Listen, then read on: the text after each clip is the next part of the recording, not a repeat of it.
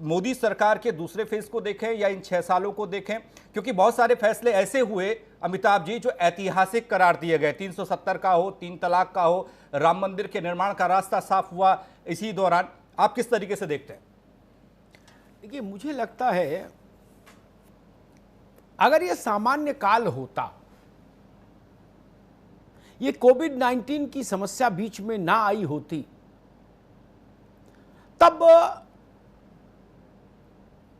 प्रधानमंत्री नरेंद्र मोदी के 6 वर्षों के कार्यकाल को समग्र रूप में या सेकेंड टर्म के पहले साल को एक दूसरे धरातल पर खड़े होकर उसकी समीक्षा हो सकती थी और होनी भी चाहिए थी।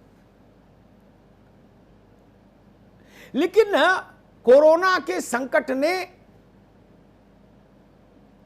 दुनिया जितनी बदल दी वो तो सब देख ही रहे हैं। मैं भारत तक अपने को सीमित रखूंगा। भारत के अर्थशास्त्र को बदल दिया, भारत के समाजशास्त्र को बदल दिया, भारत की अर्थनीति को बदल दिया, भारत की उद्योग नीति को बदल कर रख दिया। सब कुछ अनुलोम विलोम हो गया, सब कुछ शीर्षासन हो गया। जो फैसले बड़े रहे उन पर देश ने अलग अलग चुनावों में अपने मंजूरी की मोहर भी लगाई, चाहे वो धारा 370 को हटाने का मसला हो, चाहे वो 3 तलाक के अभिशाप से मुक्ति का मार्ग प्रशस्त करने का रहा हो सरकार का, या सदियों से लंबित श्री राम जन्मभूमि का विवाद रहा हो। और जब नरेंद्र मोदी अपने दूसरे कार्यकाल का पहला वर्ष पूरा कर रहे हैं तो अयोध्या में मंदिर निर्माण शुरू हो गया भगवान राम का। ये सब चीजें बड़ी हैं जी। सर्जिकल स्ट्राइक, एयर स्ट्राइक, सब चीजें अच्छी हैं, बड़ी हैं। लेकिन मुझे लगता है अब विषय बिल्कुल बदल गया और आज दिन भर सुबह से लेकर और अभी देर रात तक तमाम चैनलों पर जो चर्चा हो रही है और आगे होगी, मैं उससे थोड़ा अलग हटकर चर्चा करना चाहता हूं। मैं अपनी चर्चा को इस बिंदु पर केंद्रित रखना चाहता हूं अपने मेहमानों के साथ कि आगे के 4 साल जो बचे हैं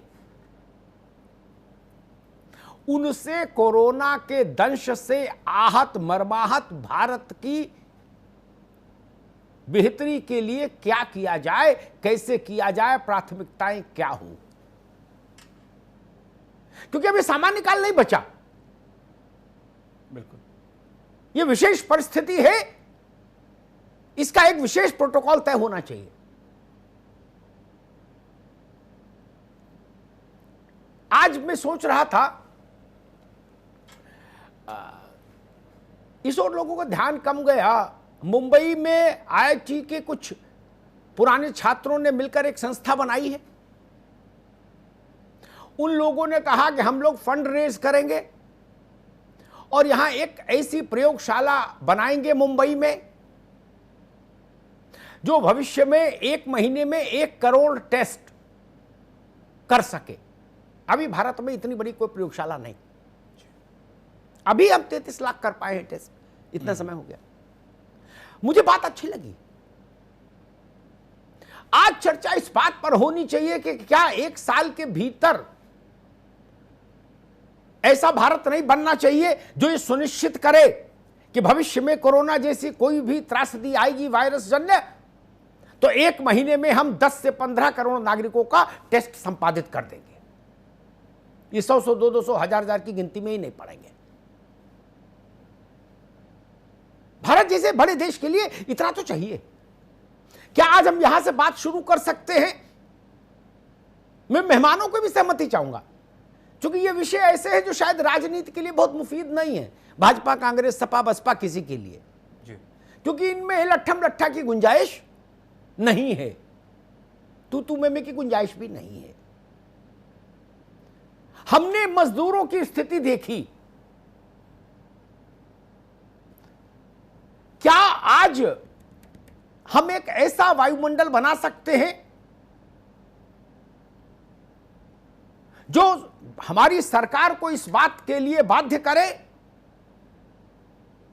कि आने वाले 2 वर्षों के भीतर देश के हर बड़े औद्योगिक शहर में एक बड़ा शेल्टर होम बनना चाहिए सरकार का, प्राइवेट सेक्टर का नहीं, जिसमें 10-15 हजार लोग किसी भी आपदा के समय गरीब लोग शरण पा सकें, सुरक्षित रह सकें।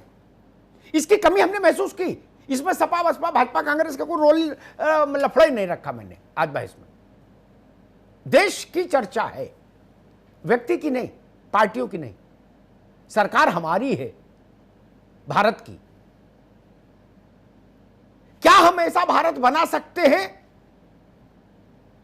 जो कश्मीर से कन्याकुमारी, असम से गुजरात तक प्रवासी श्रमिकों के लिए एक सख्त और परिणाम देने वाला कानून सुनिश्चित कर सके? आने वाले 3 महीने के भीतर संसद का सत्र होने वाला है। क्या हम कर सकते हैं ऐसा? क्योंकि इसकी कमी हमको आखिरी है। अभी जब मजदूर भगा दिया गया, क्या हम ऐसा भारत नहीं बना सकते हैं, ऐसा निर्णय ले सकते हैं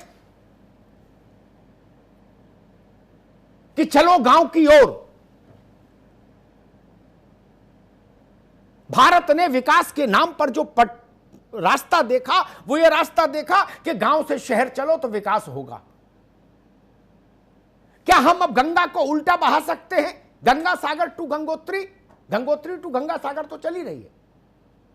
जो ये कहे कि ना अब बांदा में विकास होगा, खिमसेपुर में विकास होगा, मऊरानीपुर में विकास होगा, गरौठा में रोजगार मिलेगा, क्या ऐसा कर सकते हैं? ना बुलेट बनाओ वहां, ना जहाज बनाओ, हम करें कुछ तो बनाओ। जो हुआ वो जब हुआ तब सत्ता पक्ष ने अपनी बात कही, विपक्ष ने अपने आरोप लगाए, वो सब हो गया अध्याय। और मुझे नहीं लगता कि भारत के आम जन को आज ये सब सुनने में कोई रुचि है। ये मातम का माहौल है देश में, ये भय का माहौल है, अवसाद का माहौल है, संकट का समय है। आगे हम क्या करें, हमारी प्राथमिकताएं क्या होनी चाहिए, जो इस सरकार के जरिए हम पूरी करवाएं।